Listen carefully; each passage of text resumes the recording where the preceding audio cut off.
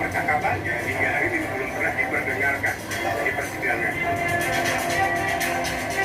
Sekali lagi TPF ini bukan bentukan swasta gitu ya, tapi memang dibentuk dengan sebuah keputusan dari lembaga kepresidenan itu sendiri.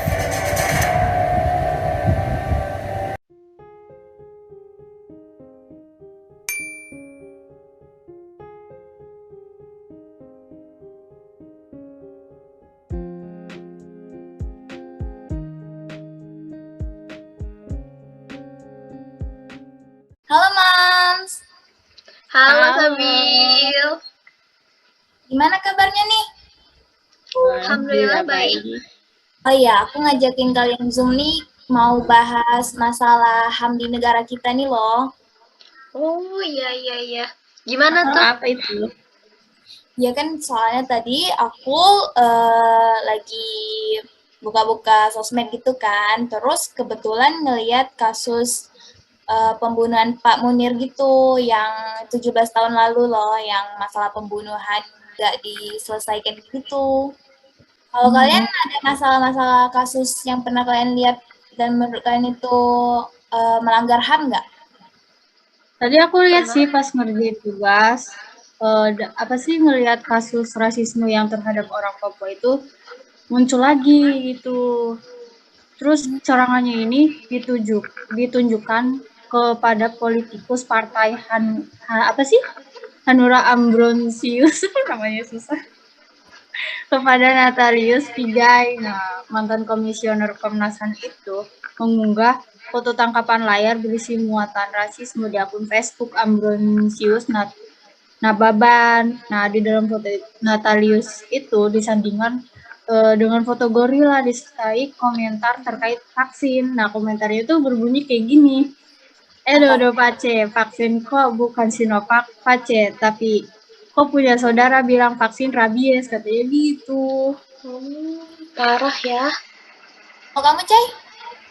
Kalau aku sih tadi sempat lagi belajar tuh kan, terus aku nyari bahan-bahan buat belajar juga dan aku nemu artikel sama berita-berita tentang mahasiswa yang lagi demo itu mereka dipukulin polisi dan dibungkam juga, nggak boleh menyuarakan haknya. Terus ada juga jurnalis sama reporter yang waktu mereka mau mereport kejadian itu merekanya juga sama dibungkam sama polisi.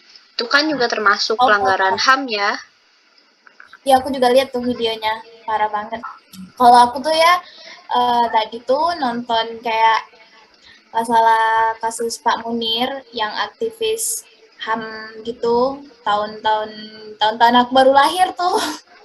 Terus yang bapaknya dibunuh di pesawat gitu dan belum diselesaikan gitu kan kasusnya. Padahal udah 17 tahun tuh, tapi nggak ditindaklanjutin gitu. Sampai sekarang masih nggak tahu nih siapa yang ngebunuh. Jadi kayak ya ampun, parah banget sih. Gantung ya. Dia diracuni gitu kan. Jadi berasa kayak ya udah dilupain aja masalahnya. Padahal kan ini masalah mengenai hak asasi manusia kan, tapi nggak dilanjutin.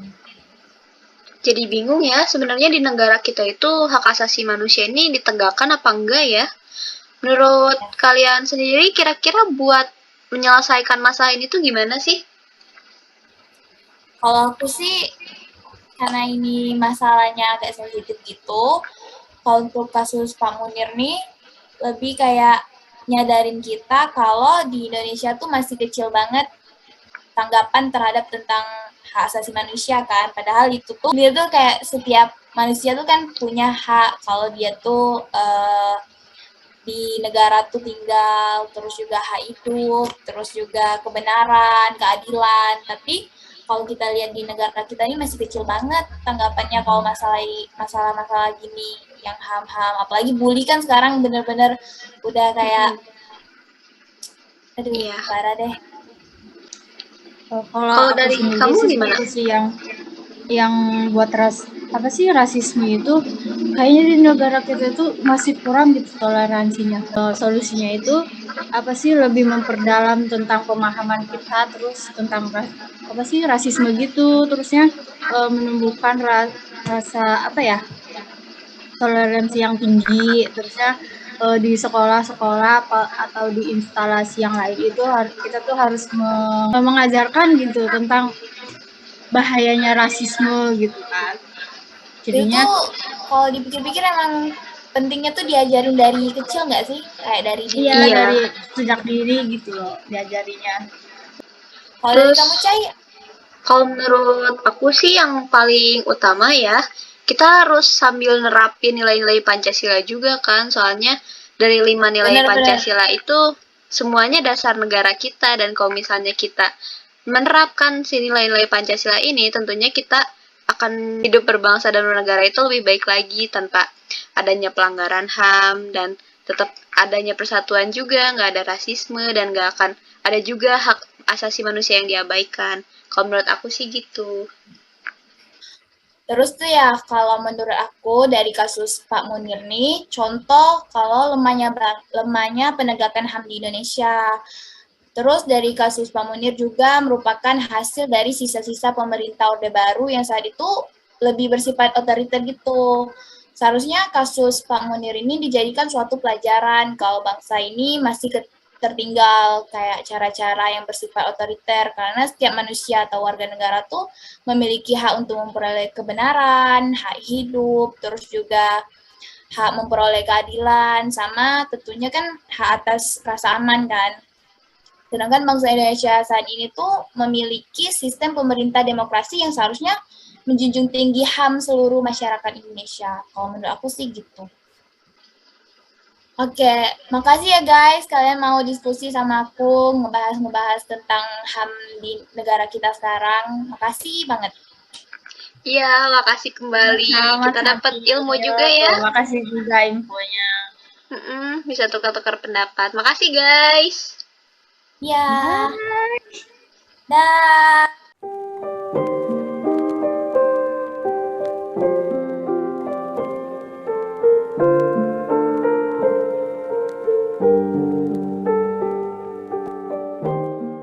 Yang bisa kita lakukan yang pertama adalah pendidikan karakter. Pendidikan karakter ini harus ditanamkan sejak kecil, agar kita bisa menjadi pribadi yang lebih baik sesuai norma dan aturan yang berlaku di masyarakat. Yang kedua adalah mempelajari segala sesuatu tentang HAM. Masih banyak orang-orang yang belum paham tentang HAM, bahwa HAM itu sudah seharusnya ditegakkan, diperjuangkan, dan dilindungi. Kita bisa mempelajari segala sesuatu tentang HAM melalui semua produk hukum yang sudah ada untuk menjamin penegakan HAM, seperti Pancasila, Undang-Undang Dasar 1945, dan undang-undang yang lainnya.